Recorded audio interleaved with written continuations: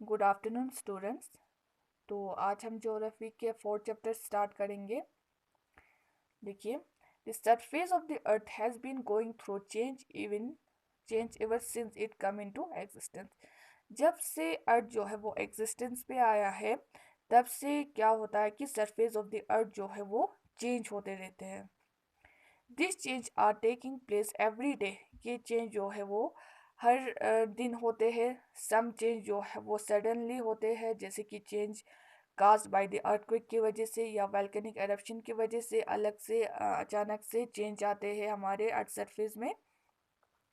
On the other hand, some change take place on a slowly that can become visible only after thousands of years.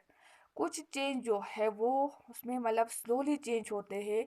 ये हमें खाली कुछ साल के बाद, 1000 साल के बाद हमें देखने को मिलता है। तो कहने का मतलब ये है कि जो हमारे अर्थ जब से एग्जिस्टेंस में आया है, तब से सरफेस ऑफ द अर्थ जो है वो चेंज होते रहते हैं। जैसे कि कुछ चेंज जो है वो हर दिन होते हैं, या कुछ चेंज जो है वो अचानक से होते हैं, जैसे कि अर्थक्वेक की वजह से या वैल्केनिक एरप्शन की वजह से चेंज आते हैं।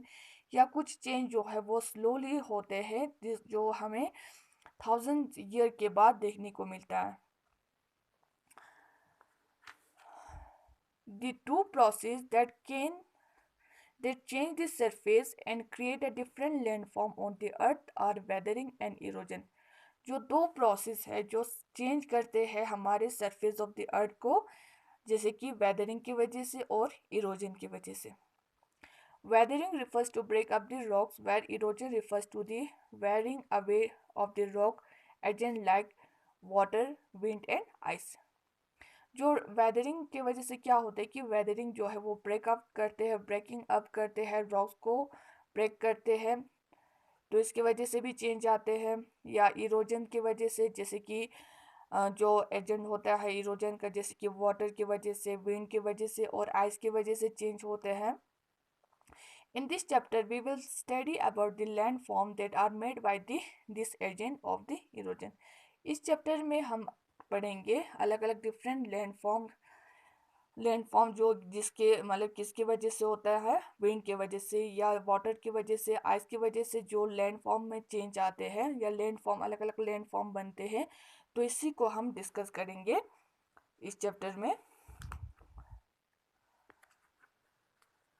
Landform made by the river. River की वजह से जो अलग अलग लैंडफॉर्म बनते हैं, जैसे कि the river is a water body that being is a small stream and it is moved down to a slope and land and other stream join into the former river. The place where the river originate is called its source। जो water bodies होते हैं, जो river जो एक water body है, कहाँ से निकलते हैं, स्मॉल स्ट्रीम से निकलते हैं और ये मतलब मूव डाउन होते हैं नीचे की तरफ, लेन की तरफ आते हैं। तो बहुत सारे स्ट्रीम से ये ज्वाइन होते हैं और क्या बनते हैं, रिवर बनते हैं। और जो रिवर जो है वो जिस जगह से निकलते हैं उसे हम क्या कहते हैं, सोर्स कहते हैं। मतलब जो रिवर जो है वो जहाँ से ओरिजिनेट होता है, उस जगह को हम क्या कहते हैं, सोर्स कहते हैं। River are most important agent of the erosion. River जो है एक मोस्ट इम्पोर्टेंट एजेंट है जो इरोजन करते हैं। The walk of the river depend upon the slope of the river bank and the volume of the water it carries. जो river का काम जो है वो किस पे डिपेंड होता है, slope of the river bank पे और वॉल्यूम ऑफ द वाटर, जितना वो मतलब जितना पानी है तो उस पे उसके वॉल्यूम पे और slope of the river bank पे डिपेंड होता है। A river journey can be divided into a 3 stage. जो रिवर का जर्नी जो है वो डिवाइड होता है 3 स्टेज में। The first stage is a youthful stage, जिसको हम यूथफुल मतलब जवान स्टेज कहते हैं। ड्यूरिंग दिस स्टेज में जो river move softly down to the slope with the agent erosion power.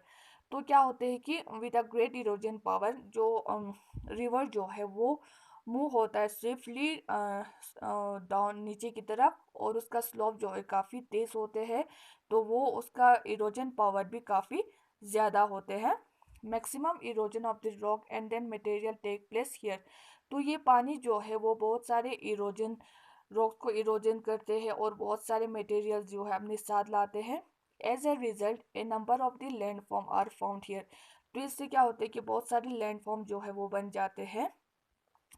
V shape valley it is an example of this such land form. तो V shape valley बन जाते हैं ऐसे river से। This is create when the erosional walk of the river resulting the widening and डीपिंग of the river valley. तो इससे क्या होता है कि ये रिवर जो है वो बहुत वाइडनिंग होते हैं और बहुत डीप होते हैं ये river. It makes to are river valley narrow and shape like the letter N. और इसकी वजह से क्या होता है कि जो रिवर जो है वो पहले ही जो नैरो शेप में होते हैं, बाद में ये वाइटनिंग हो जाते हैं, तो ये एक वी शेप के वैली बन जाते हैं। A very deep and narrow valley is called the gorge। जो वेरी मतलब जो डीप होते हैं और नैरो वैली होते हैं उससे हम क्या कहते हैं, गॉर्गी। When the water of the river falls steeply down to the valley. जो वाटर जो है वो फॉल होते हैं स्टेबली वैली की तरफ, almost vertically waterfall is formed. तो इससे जो वर्टिकल रेन वाटरफॉल जो है वो बन जाते हैं। तो द जोग फॉल जो है वो 260 मीटर है ऑन सरवती शरावती रिवर पे in the Karnataka in the highest waterfall in India. जो जोग फॉल जो है वो सबसे हाईएस्ट वाटरफॉल है इंडिया का। और सेल्टो एंगल फॉल जो है वो हमारे वर्ल्ड के सबसे हाईएस्ट वाटरफॉल है। सेकंड स्टेज में क्या होता है, being when the river enter the plain, जब रिवर जो है वो प्लेन में आ जाता है, इट्स स्पीड स्लो डाउन, तो इसका स्पीड जो है काफ़ी कम होते हैं।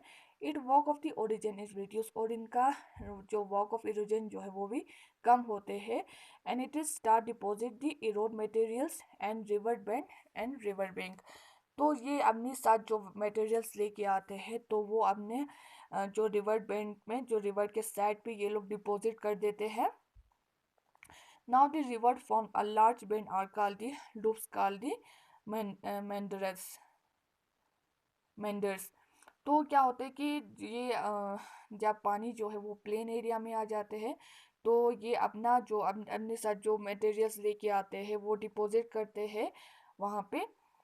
तो और ये रिवर जो है वहाँ पे एक लूप्स शक्ल के एक रिवर बनाते हैं, तो इसे हम meanders कहते हैं। The river continue to the erode and deposit material cause the meandering loops to become almost circle।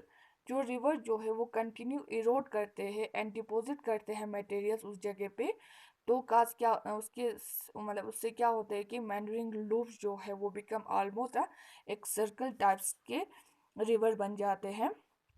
With the passage of time पे जो rivers is able to chug out of the strength part for its slab by cutting out and strip are lane between the two loops। तो जो पहले जो है river जो है वो एक लूप्स की शक्ल में था, तो कुछ टाइम के बाद, कुछ पैसेज ऑफ द टाइम के बाद ये क्या हो जाता है, एक सर्कल टाइप्स के एक रिवर बन जाते हैं। As a meanders cut from the rivers, जो मेंड्रेस जो है वो कट होते हैं रिवर से, तो it is form in the Xbox lake कहते हैं। इससे इस लेक को हम क्या कहते हैं, एक्सबो लेक कहते हैं। तो आज का टॉपिक हमारा यही तक था। अल्लाह हाफिज़।